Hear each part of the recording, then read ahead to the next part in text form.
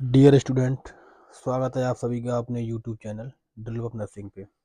जैसा कि हम लोगों ने प्रीवियस लेक्चर में डिस्कस किया था एनेस्थीसिया एनेस्थीसिया के बारे में बताया था मैंने आपको, और जो डाउट्स थे आई होप कि वो सारे डाउट्स कुछ हद तक आपके क्लियर हो गए होंगे। ठीक है, तो इसमें मैंने आपको प्रीवियस लेक्चर में बताया था कि एनेस्थीसिया क्या होता है। It is a reversible state, और जो रिवर्सिबल स्टेज होती हैं आपकी वो एनेस्थेटिक ट्राइड बोलते हैं उन्हें। ठीक है, जो एनेस्थेटिक ट्राइड बोलते हैं वो कंप्लीट किया होता है, एक एनेस्थीसिया प्रोसीजर होता है। ठीक है, तो आज हम आपको एक नया टॉपिक लेके आए हैं जिसके थ्रू हम आपको क्या करेंगे, एनेस्थीसिया को हम क्लियर करेंगे कि किसका क्या रोल होता है और किसके क्या रोल में उसकी क्या रिस्पॉन्सिबिलिटी होती है। ठीक है, तो यहाँ पर आप ये टेबल देख रहे हैं, इस टेबल में आपको दिया है एनेस्थीसिया। एनेस्थीसिया क्या है? एनेस्थीसिया को दो भागों में विभाजित किया गया है। नाउ यू कैन सी, जैसा कि आप टेबल में देख सकते हैं, एनेस्थीसिया को दो भागों में क्लासीफाई किया गया है। पहला आपका है एनेस्थिस्ट, दूसरा आपका है एनेस्थिस्ट।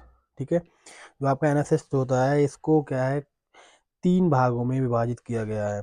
जैसा कि आप लोगों ने पढ़ा था कि जो, जैसा कि अब हम देखेंगे एनेस्थीसिया के टाइप क्या है। पहला आपका है लोकल एनेस्थीसिया, देन सेकंड आपका है regional anaesthesia, and then third आपका है जनरल एनेस्थीसिया। तो जो लोकल एनेस्थीसिया होता है, it is given short time to stop pain in one part of the body, या किसी भी शॉर्ट टाइम के लिए किसी एक पार्ट में क्या किया जाता है, किसी भी एक रीजन में इसे दिया जाता है, जिसमें आपका आता है कैटरेक्ट सर्जरी है और आपकी स्किन बायोप्सी है। ठीक है, देन सेकंड आपका है रीजनल एनेस्थीसिया। तो जो रीजनल एनेस्थीसिया होता है, it is use for largest area of the body such as arm, legs. ठीक है, तो ये आर्म लेग्स है, तो इसमें क्या होता है, ये भी दो टाइप का होता है। एक आपका होता है स्पाइनल एनेस्थीसिया एंड इपिड्यूरल एनेस्थीसिया। ठीक है, रीजनल एनेस्थीसिया भी दो प्रकार से दिया जाता है, इसमें आपका है स्पाइनल और इपिड्यूरल। ठीक है, फिर आप आते हैं जनरल एनेस्थीसिया पे। तो जो आपका जनरल एनेस्थीसिया होता है, it is use during major surgery such as heart surgery, brain surgery, back surgery या ऑर्गन ट्रांसप्लांट। तो यहाँ पर आप लोगों ने तीनों जो तीन टाइप के आपके एनेस्थीसिया हैं, यहाँ आपने तीनों टाइप के एनेस्थीसिया का डिस्कस किया। ठीक है, ये आपका एक एनेस्थीसिया का एक ब्रॉड सब्जेक्ट है। ठीक है, इसमें क्या होता है, आप जितना भी आप डीप जाएंगे, ठीक है, उतना ही आपको इसके बारे में। ठीक है, तो जैसे कि हम लोगों ने इस टॉपिक में डिस्कस किया, जितना भी डिस्कस किया है, लोकल एनेस्थीसिया क्या होता है, रीजनल एनेस्थीसिया क्या है, या जनरल एनेस्थीसिया क्या है। तो ये हमने आपसे पहले एक बार इंट्रो किया था कि it is a reversible state. ये तीनों ट्राइज मिलते हैं, या तीनों मिलने के बाद जो कंडीशन कॉज होती है, जिसे हम एनेस्थेटिक ट्राइड कहते हैं, उसे हम क्या कहते हैं, एनेस्थीसिया कहते हैं। अब देन अब नेक्स्ट पॉइंट देखेंगे आपका एनेथिस्ट। एनेथिस्ट क्या होता है? एनेथिस्ट में आपके एनेस्थोलॉजिस्ट आते हैं और टेक्नीशियन आते हैं। एनेस्थोलॉजिस्ट क्या होते हैं? डॉक्टर्स हैं।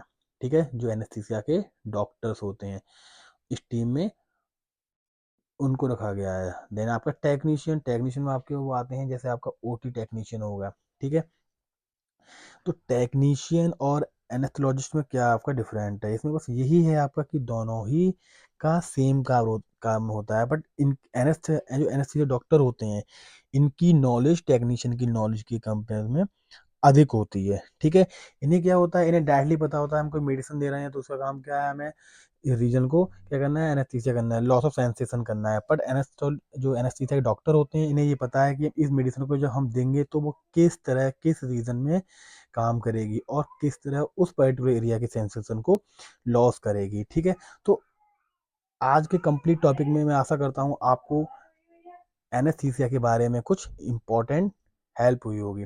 ठीक है, तो इसी तरह से इम्पोर्टेंट नॉलेज के लिए हमारे साथ जुड़े रहने के लिए हमारे चैनल को लाइक, शेयर एंड सब्सक्राइब कीजिए। Thank you.